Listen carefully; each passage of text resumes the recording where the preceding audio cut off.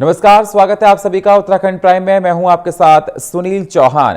मुख्यमंत्री पुष्कर सिंह धामी ने बुधवार को खटीमा के रंगोली मंडप में खटीमा और नानकमत्ता विधानसभा के पार्टी कार्यकर्ताओं के साथ संवाद किया।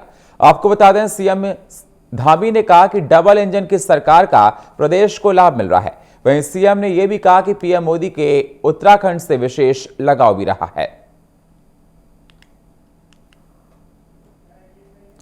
तो आपको बता दें, सीएम पुष्कर सिंह धामी ने कहा कि प्रधानमंत्री नरेंद्र मोदी को उत्तराखंड से विशेष लगाव है और बीजेपी कार्यकर्ताओं ने सीएम का बीजेपी का स्वागत भी किया है। तो डबल इंजन की सरकार का प्रदेश को काफी लाभ मिला है, सीएम पुष्कर सिंह धामी ने कहा है खटीमा में। और देखा गया कि उनके साथ तमाम नेता भी मौजूद रहे। अंतिम छोर पे खड़े हुए लोग हैं, मैं कह सकता हूं कि जिनको योजनाओं की आवश्यकता है, उन सभी को योजनाओं को दिलाने का काम, योजनाओं का लाभार्थी बनाने का काम इन 10 सालों में सही बात है। आप अपने आसपास देखेंगे तो आपको जरूर लगेगा कि बहुत सारी योजनाएं आ रही हैं, जिनके बारे में हम सोचते भी नहीं थे, वो योजनाएं भी आ गई। आप यही से देख लीजिए, एक जमाना था कि आप खटीमा से, नानकमत्ता से अगर रुद्रपुर तक भी जाते थे तो अगर आपको याद नहीं होगा तो आप 5-7 साल पहले चले जाते थे। कितने घंटे लग जाते थे? 3 घंटे लग जाते थे। और आप कितने घंटे लगते हैं? तो इसी प्रकार से बदला है, देश बदला है। आप यहां से पिथौरागढ़ जाते थे, पिथौरागढ़ जाने में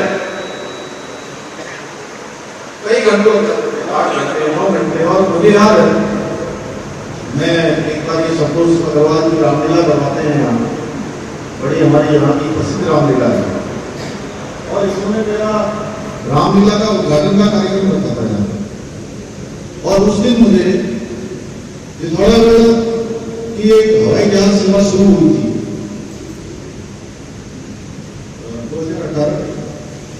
2018 में। वो हवाई सेवा की शुरुआत हो रही थी और वहां से मैंने सोचा कि क्योंकि 2-2:30 बजे हम पिथौरागढ़ पहुंचे, 3 बजे वहां से चलना था। मैंने सोचा मैं आराम से जो है 7 बजे तक पहुंच जाऊंगा, 4 घंटे 5 घंटे में। और बहुत देर बिना कहीं रुके, तब भी जाकर 9:30-10 बज गया था, तब मैं यहाँ पर पहुंचा। और अगर आज आप पिथौरागढ़ जाते हैं तो आपको पता ही नहीं चलता पिथौरागढ़ कब आ गया, चंपावत कब आ गया, टनकपुर तो बगल में ही हो गया। और शहर में हमारे कितना जाम लगता था, आज देखिए जाम भी कम हो गया। तो इस प्रकार से छोटी छोटी चीजें अगर हम देखेंगे तो बहुत सारी योजनाएं हमारे बीच में होंगी। और बड़ी योजनाओं की हम बात करें तो देश में कश्मीर में धारा 370 कब से मांग रही कि धारा 370 समाप्त होना चाहिए, लेकिन कोई सरकार ऐसी नहीं आई जो कश्मीर को भारत में पूरी तरह से मिला दे। यानी कि भारत का अभिन्न अंग होते हुए भी कश्मीर पूरी तरह से मिल नहीं पा रहा था। उस कश्मीर को भारत में मिलाने का काम किसी ने किया तो हमारे प्रधानमंत्री मोदी जी ने किया। अभी कुछ ही दिनों पहले सीए का कानून लागू हुआ और ये कानून क्या है? ये कानून है कि जो लोग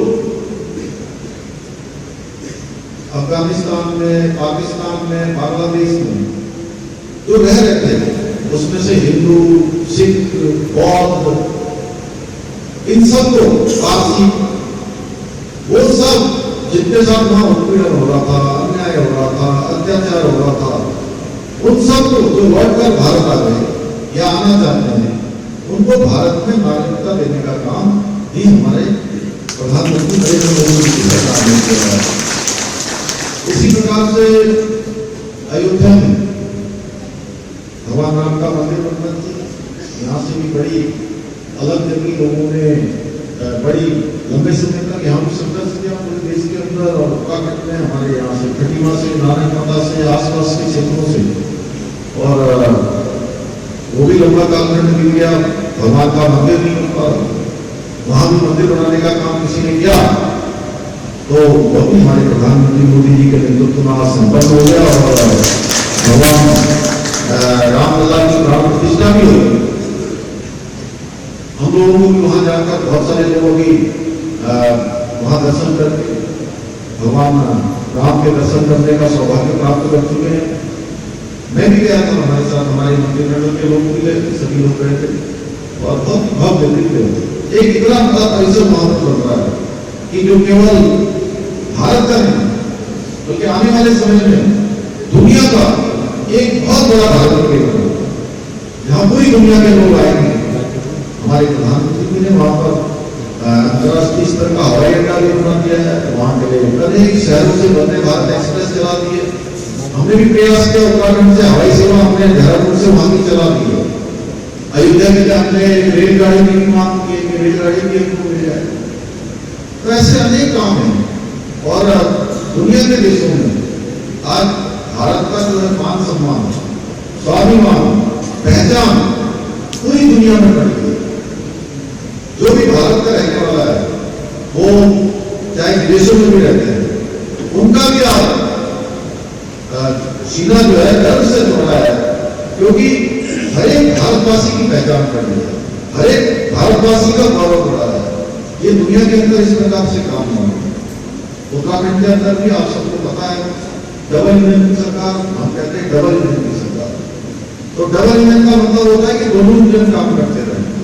दोनों इंजन, जहां हमारे प्रधानमंत्री मोदी जी के नेतृत्व में हमें अच्छी सड़कें मिली हैं, जहां काम बहुत ज्यादा रोडें मिली हैं, अनेक स्वास्थ्य की सेवाएं मिली है। देहरादून में बीजेपी के प्रदेश अध्यक्ष महेंद्र भट्ट ने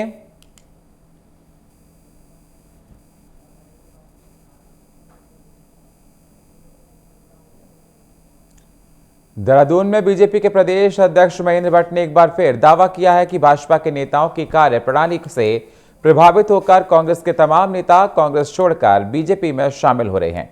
इसी के साथ उन्होंने कहा कि मैंने अपील की है कि केंद्र और राज्य सरकार के विकास कार्यों को देखते हुए सभी लोग बीजेपी का समर्थन करें।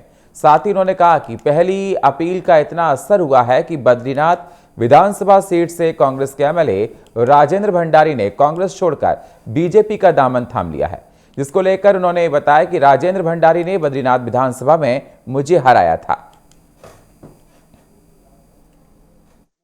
मोदी जी के इस विकास कार्य में, पुष्कर धामी जी के इस विकास की श्रृंखला में जो भी योगदान करना चाहें, मैंने कांग्रेस विधायकों, मुझे खुशी है कि मेरी बात का पहली अपील का जो है समर्थन और मिला है तो मेरी विधानसभा से मिला है। जिनसे मैं चुनाव हारा था राजेंद्र भंडारी, वो बीजेपी के अंदर आए। ये संदेश है कांग्रेस उन नेताओं, उन विधायकों के लिए कि आज भी समय है, मोदी के इस विकास कार्य में अपना योगदान देने के लिए आए हैं।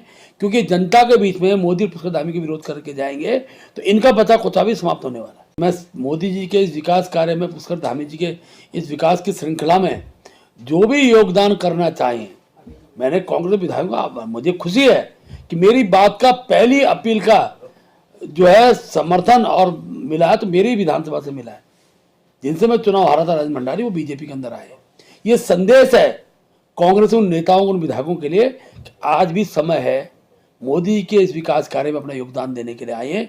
क्योंकि जनता के बीच में मोदी और पुष्कर धामी के विरोध करके जाएंगे तो इनका बचा खुचा भी समाप्त होने वाला है। मैं मोदी जी के इस विकास कार्य में, पुष्कर धामी जी के इस विकास की श्रृंखला में। देहरादून में लोकसभा सीट से कांग्रेस प्रत्याशी गणेश गोदियाल को इनकम टैक्स और ईडी के सामान को लेकर बीजेपी के प्रदेश अध्यक्ष महेंद्र भट्ट ने जवाब दिया है। उन्होंने कहा कि गणेश गोदियाल बेवजह भाजपा पर आरोप लगा रहे हैं।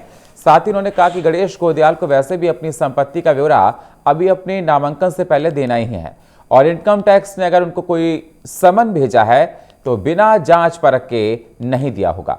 इसी के साथ उन्होंने कहा कि अगर वे साफ सुथरे हैं तो उनके नोटिस का जवाब दें और बेवजह के आरोप लगाना बंद करें। देखो, उनको अपनी सारी इनकम का ब्यौरा तो अब नामांकन में देना ही है, क्यों घबरा रहे हैं? इनकम टैक्स भी गलत व्यक्ति पर कभी ना हाथ डालती ना हाथ डालेगी।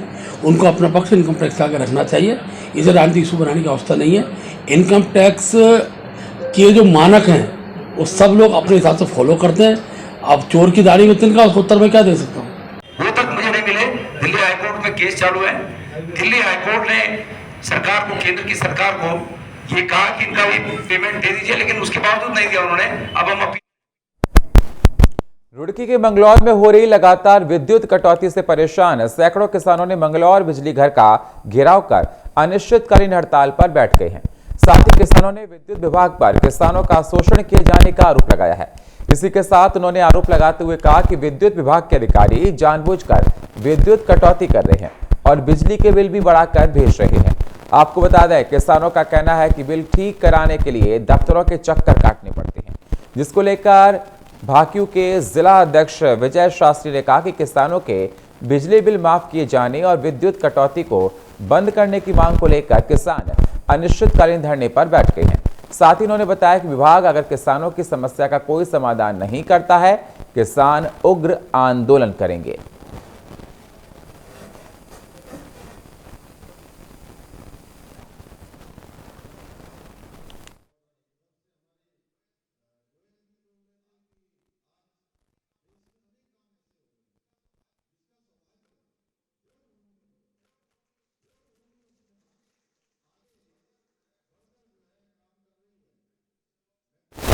पौड़ी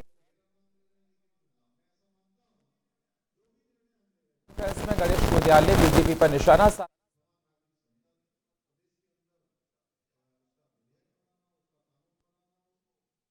भेजे गए हैं।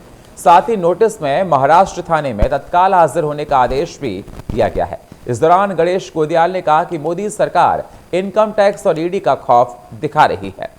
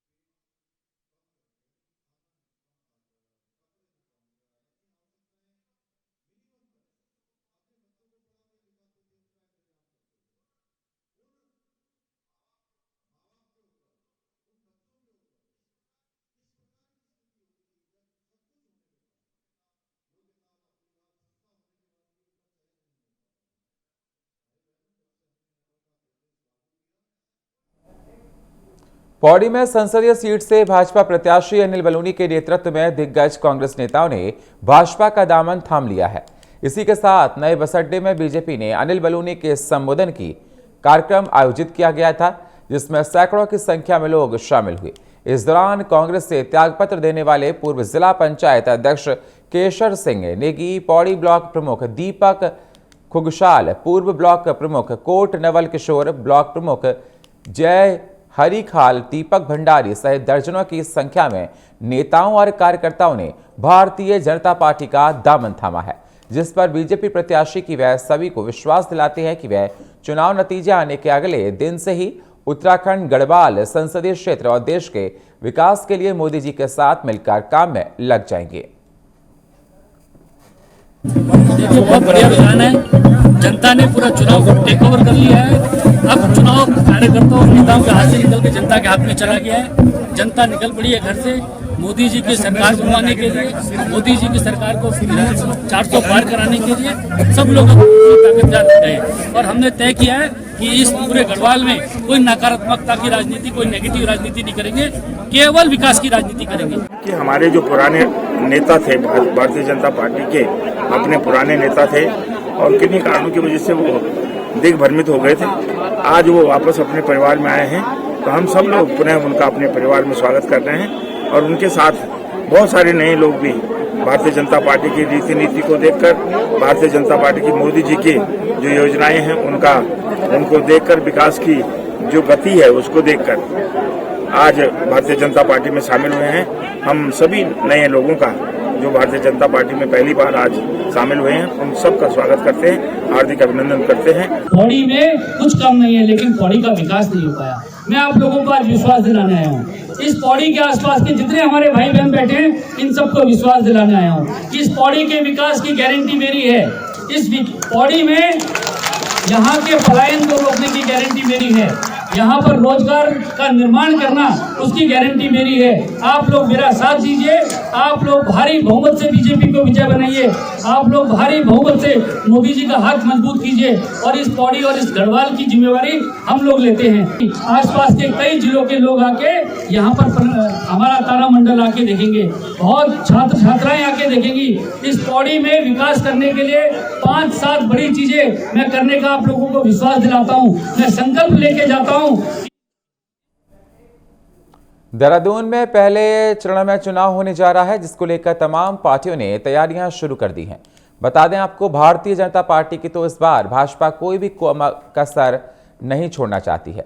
प्रधानमंत्री नरेंद्र मोदी सहित केंद्रीय नेताओं का उत्तराखंड दौरा को लेकर तैयारियां शुरू कर दी गई।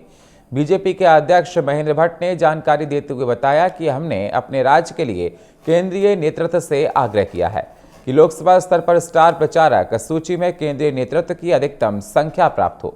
साथ ही ये भी बताया कि प्रधानमंत्री, गृह मंत्री, रक्षा मंत्री और योगी जैसे अनेक नाम भी शामिल हैं जो केंद्र को भेजे गए हैं।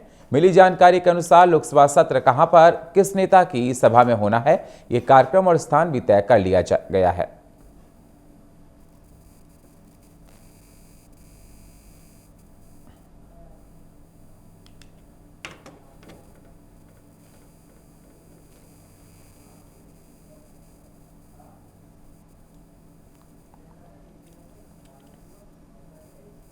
लोकसभा चुनाव का ऐलान हो चुका है। इस दौरान अलग अलग मुद्दों को लेकर पार्टी के प्रत्याशी जनता के बीच जा रहे हैं।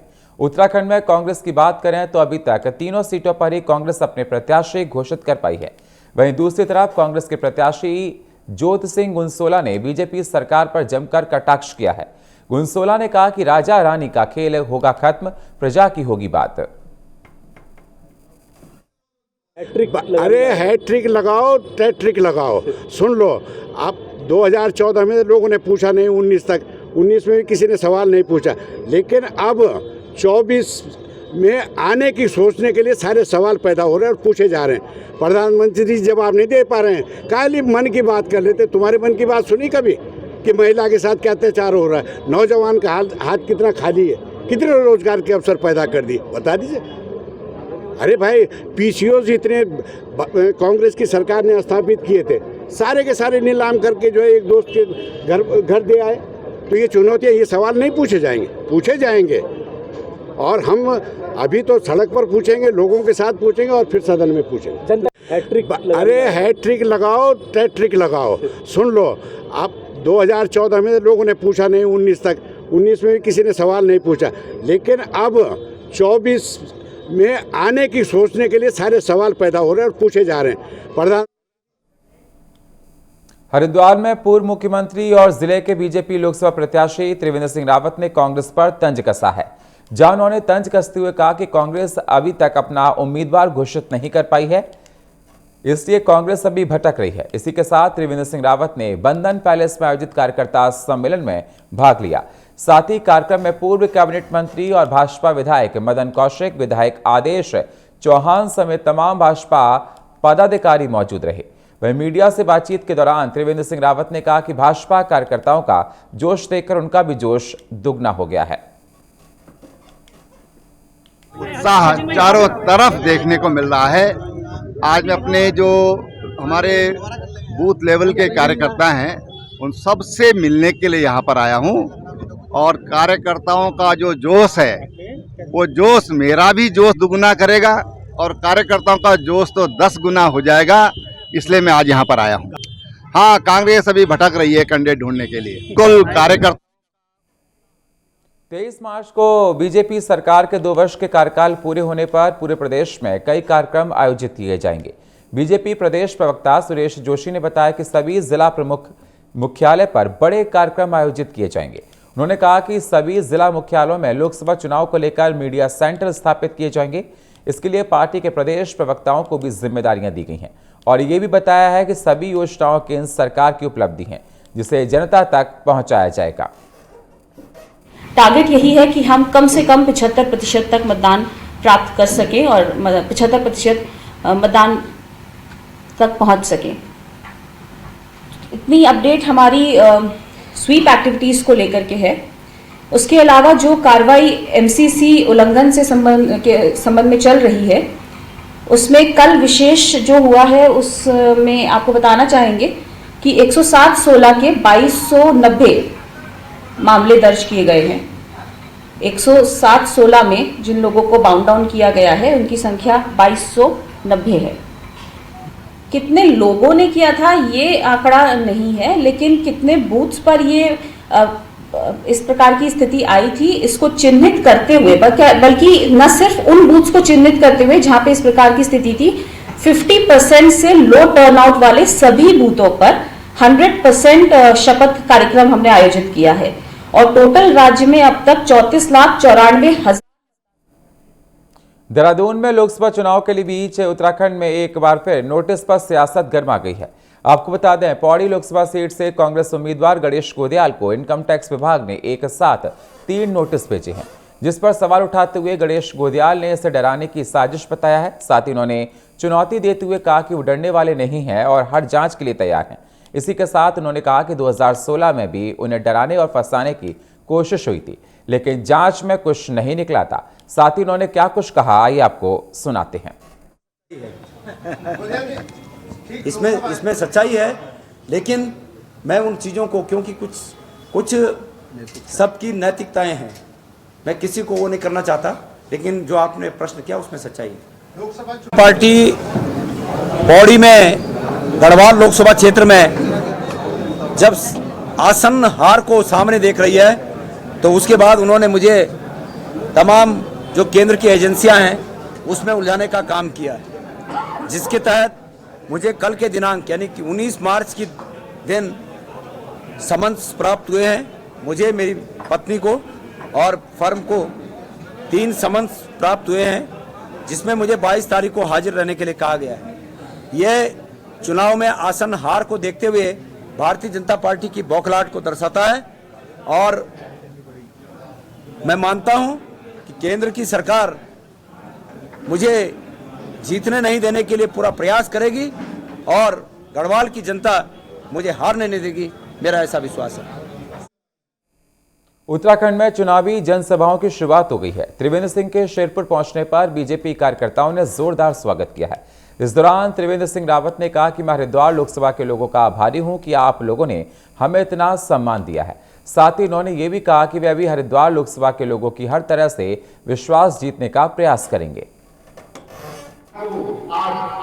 जो दुनिया की सबसे बड़ी पार्टी है, 17 करोड़ से ज्यादा जिसके मेंबर हैं, 17 रूस का युद्ध हो रहा है।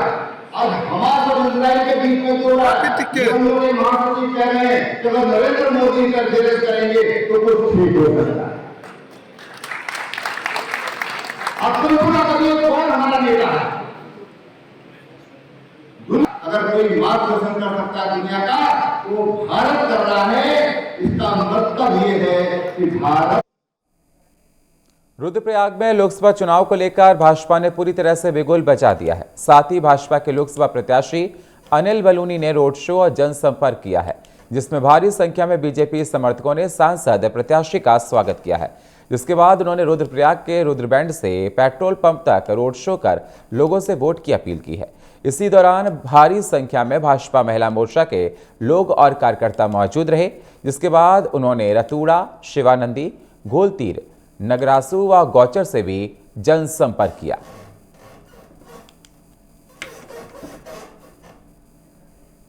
आने वाले लोकसभा चुनाव में उत्तराखंड क्रांति दल ने 4 लोकसभा प्रत्याशियों की घोषणा कर दी है।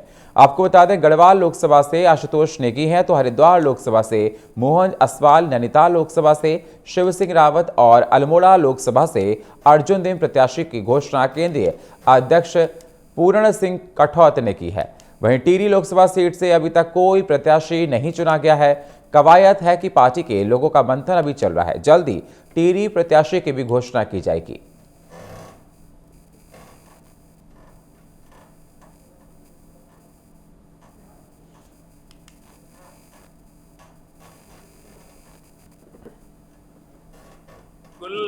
उत्तराखंड क्रांति दल के आंदोलन से ही उत्तराखंड राज्य बना है और बिल्कुल हम बहुत जोरदार ढंग से लड़ेंगे और बिल्कुल हम चारों सीटों पे विजय हासिल करेंगे। और जो इस समय मुख्य बिंदु जो अभी भी पहले मैंने बात करी थी कि पहाड़ों में एक पॉलिसी कर दी इन्होंने, गाँव में पहाड़ के हो प्लेन्स के हो गाँव, ये वहाँ 21वीं सदी की शिक्षा मत दो, 21वीं सदी का स्वास्थ्य सेवाएं मत दो और वहाँ के बच्चों को रोजगार मत दो। तो धीरे धीरे वो रोजगार की तलाश में नीचे आएंगे और पहाड़ धीरे धीरे खाली हो रहे और ये हालात आ गए कि 100 नाली वाला 100 गज में यहाँ उतर गया है और बड़े बड़े धन्ना सेठ जो है वहाँ 100 नालियों पे जो है अपने रिसोर्स बना रहे हैं। ये बिल्कुल राष्ट्रीय पार्टियां जो है पहाड़ हो चाहे पूरे उत्तराखंड का समुचित विकास किसी भी उनके प्लानिंग में नहीं है, उनकी अपनी केंद्र की पॉलिसी। और उत्तराखंड प्राइम में इतना ही। बाकी खबरों के लिए आप बने रहिए हमारे साथ। नमस्कार।